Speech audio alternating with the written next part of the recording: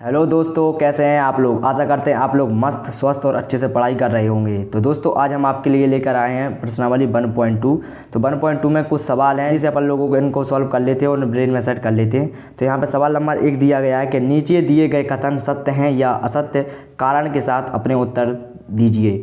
तो अपन लोगों को इसमें क्या है, सत्य हैं या असत्य, उसका कारण भी देना है कि इसमें सत्य कौन सा है, असत्य कौन सा है और वह क्यों है। सत्य भी है तो क्यों है और असत्य है तो क्यों है, इसके कारण के साथ अपन लोगों को इस यहाँ पे स्पष्ट करना है। तो इसमें क्वेश्चन नंबर फर्स्ट दिया गया है कि प्रत्येक अपरिमेय संख्या एक वास्तविक संख्या होती है। तो इसका सही उत्तर है सत्य। इसका सही उत्तर है सत्य, क्योंकि जो वास्तविक संख्याएं होती हैं उसमें परिमेय प्लस अपरिमेय संख्याएं सम्मिलित होती हैं। परिमेय प्लस अपरिमेय संख्याएं होती हैं, तो इसका सही जवाब हो गया सत्य, क्योंकि वास्तविक संख्याएं में परिमेय प्लस अपरिमेय संख्याएं दोनों सम्मिलित होती हैं। तो इस क्वेश्चन में यही पूछा गया था कि प्रत्येक अपरिमेय संख्या एक वास्तविक संख्या होती है। तो हाँ, प्रत्येक जितनी भी अपरिमेय संख्या होंगी वो एक वास्तविक संख्याएं होती हैं। तो इसको आप किस प्रकार से लिखेंगे, तो आप लोग इसको इस प्रकार से लिख सकते हैं कि वास्तविक संख्याओं में अपरिमेय संख्याएं शामिल होती हैं और साथ में कौन सी परिमेय संख्याएं भी शामिल होती हैं। सवाल नंबर 2 दिया है कि संख्या रेखा का प्रत्येक बिंदु वर्गमूल m के रूप का होता है, जहां m एक प्राकृतिक संख्या है। कि m एक क्या है, प्राकृतिक या प्राकृत संख्या है। तो इसका सही जवाब होगा असत्य। इसका सही जवाब होगा असत्य है, क्योंकि संख्या रेखा पर ऋणात्मक तथा धनात्मक संख्याएं होती हैं और प्रत्येक बिंदु पर एक वर्गमूल होना संभव नहीं है। हमने आपके लिए यहाँ पर आंसर लिख दिया है कि संख्या रेखा पर ऋणात्मक और धनात्मक संख्याएं होती हैं, प्रत्येक बिंदु पर एक वर्गमूल होना संभव नहीं है। जैसे कि इसमें एक लाइन खींच ली है, यहाँ पे अपन लोगों ने 0.0 लगा लिया है। इसके इस साइड वाली जितनी भी संख्याएं होंगी वो प्लस में होंगी, जितनी भी संख्याएं होंगी वो सारी की सारी किस में होंगी, प्लस में होंगी। और जीरो के इस साइड वाली संख्याएं सारी की सारी माइनस में होंगी। लेकिन इस लाइन पे कोई भी वर्गमूल नहीं होगा और ऋणात्मक संख्याएं कभी भी वर्गमूल में नहीं होती और प्राकृतिक संख्याएं कभी भी वर्गमूल में नहीं होती हैं। इसलिए इसका सही जवाब है असत्य। बढ़ते हैं अगले क्वेश्चन की तरफ। सवाल नंबर 3 दिया है कि प्रत्येक वास्तविक संख्या एक अपरिमेय संख्या होती है क्या। तो प्रत्येक वास्तविक संख्या एक अपरिमेय संख्या होती है क्या, इसका सही उत्तर है असत्य। इसका सही जवाब है असत्य, क्योंकि जो वास्तविक संख्याएं होती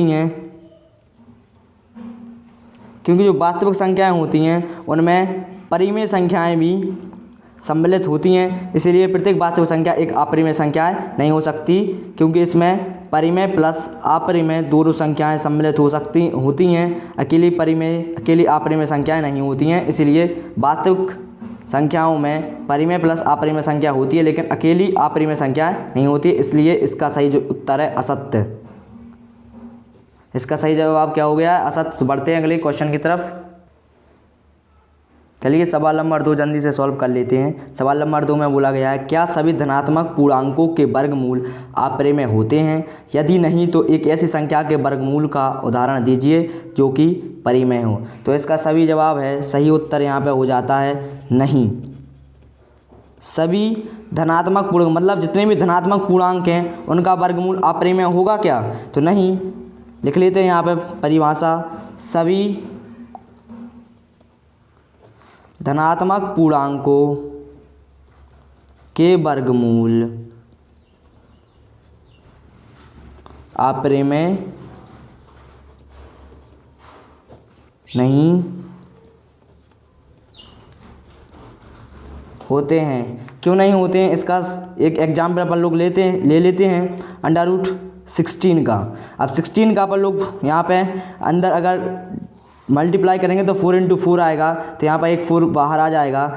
और एक और एग्जाम्पल लेते हैं 9 का, तो यहाँ पे 3 × 3, तो एक बाहर आ जाएगा 3। तो यहाँ पे देखिए कि प्रत्येक धनात्मक पूर्णांक, जितने भी अपन लोगों ने धनात्मक पूर्णांक लिया है उनका जो वर्गमूल निकल के आया है वो अपरिमेय नहीं परिमेय निकल के आया है। ये क्या है, एक परिमेय है और ये भी एक परिमेय संख्या है। तो इसीलिए यहाँ पे ये असत्य हो जाता है कि प्रत्येक धनात्मक पूर्णांकों के वर्गमूल अपरिमेय नहीं परिमेय भी होते हैं। तो ये हो गया इसका सही जवाब। आशा करते हैं आप लोगों को सवाल समझ में आ रहे होंगे।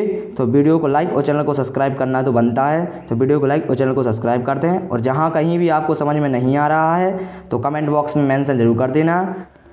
क्वेश्चन नंबर 3 दिया गया है, देखिए कि संख्या रेखा पर √5 को किस प्रकार निरूपित किया जा सकता है। तो इस क्वेश्चन को सॉल्व करने के लिए हमें ज़रूरत पड़ने वाली है एक त्रिकाल की, एक फुट की और एक चांदा की। तो चलिए इनकी सहायता से हम जल्दी से सवाल को सॉल्व कर लेते हैं।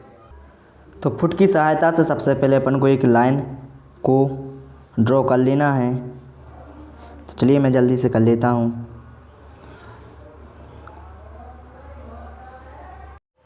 लाइन को ड्रॉ करने के बाद बीचों बीच एक पॉइंट ओ को ले लेना है और पॉइंट ओ के बाद 1-1 सेंटीमीटर की दूरी पर पॉइंट को लगाते जाना है।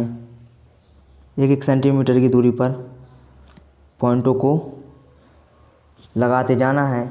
अब चांदे की सहायता से 0 से 2 पॉइंट नाप के यहाँ पे 90 अंश का कोण को बना लेना है। तो चलिए जल्दी से बना लेते हैं। तो यहाँ पे आता है 90 अंश का,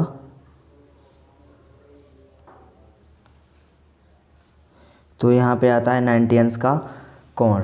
तो अब यहाँ से ऊपर से लेके नीचे तक पूरा नहीं मिलाना है, यहाँ पे सिर्फ 1 सेंटीमीटर की लाइन को ड्रॉ कर लेना है। तो यहाँ पे आ गया 1 सेंटीमीटर। चलिए मैं पॉइंट को लगा लेता हूँ। और अब इसे क्या करना है, 0 से उस पॉइंट को मिला देना है। 0 से इस पॉइंट को मिला देना है और इसको भी इस टाइप से मिला देना है। दोस्तों ये बन गया √5 का एक ट्रायंगल। तो इसको मैंने मान लिया A, यहाँ पे 90 अंश का कोण बना, इसे मान लिया हमने B और इसे मान लेते हैं C। तो ये एक √5 का एक ट्रायंगल बन गया है। लेकिन इसमें बोला गया कि संख्या रेखा पर √5 को निरूपित करना है। यहाँ पर संख्या रेखा पर निरूपित करने के लिए हम लोग क्या करेंगे, A से C तक प्रकार में नाप लेना है और इस प्रकार से चाप को मार देना है। यहाँ पे एक पॉइंट D बनता है। ये भी एक √5 का एक कोण हो गया है। तो यहाँ पर जो AC है वो क्या है, AD के बराबर हो गया है। मतलब AC बराबर AD बराबर √5। तो यहाँ पर AD बराबर √5 निकल के आ गया है। चलिए दोस्तों इस सवाल को हम पाइथागोरस प्रमेय की सहायता से भी सॉल्व कर लेते हैं। तो दोस्तों पाइथागोरस प्रमेय होती है कर्ण का स्क्वायर बराबर लंब का स्क्वायर प्लस आधार का स्क्वायर। तो इस सवाल को देखते हुए हम इसे सॉल्व करने वाले हैं। तो यहाँ पर कर्ण, इसमें अपन को कर्ण यहाँ पर सॉल्व करना है। तो कर्ण यहाँ पे निकालना, मतलब AC अपन लोगों को निकालना है। तो यहाँ पे कर्ण के यहाँ पे कर्ण लिख देना है। यहाँ पे लंब दिया गया है, लंब अपन लोगों ने क्या यहाँ पे ओनली 1 लिया गया है। तो यहाँ पे लंब का होल स्क्वायर मतलब 1 का होल स्क्वायर। आधार कितना है, यहाँ से इतनी दूरी अपन ने ओनली 2 सेंटीमीटर ली थी। तो यहाँ पे 2 का होल स्क्वायर कर देंगे। तो यहाँ पे कर्ण वहीं का वहीं आ जाएगा, 1 आ जाएगा। यहाँ पे 4 आ जाएगा क्योंकि 2 × 2 का मल्टीप्लाई होगा तो क्या 4 आ जाएगा। यहाँ पे कर्ण का होल स्क्वायर बराबर 4 और +1 5 आ जाएगा। तो यहाँ पे जो कर्ण बराबर √5 आ जाएगा। तो यहाँ पे भी यह सिद्ध होता है कि कर्ण होगी वो क्या होगी, √5 होगी। तो जिसे हमने इस तरीके से डिनोट कर दिया है, मतलब एक संख्या रेखा पर दर्शा दिया है कि √5 यहाँ पे कहाँ पर होने वाली है। तो दोस्तों आशा करते हैं आप लोगों को समझ में आ गया होगा कि इसे संख्या रेखा पर किस प्रकार से निरूपित करते हैं। तो दोस्तों इसी के साथ क्लास को एंड करते हैं और वीडियो को लाइक और चैनल को सब्सक्राइब करना ना भूलें। धन्यवाद दोस्तों।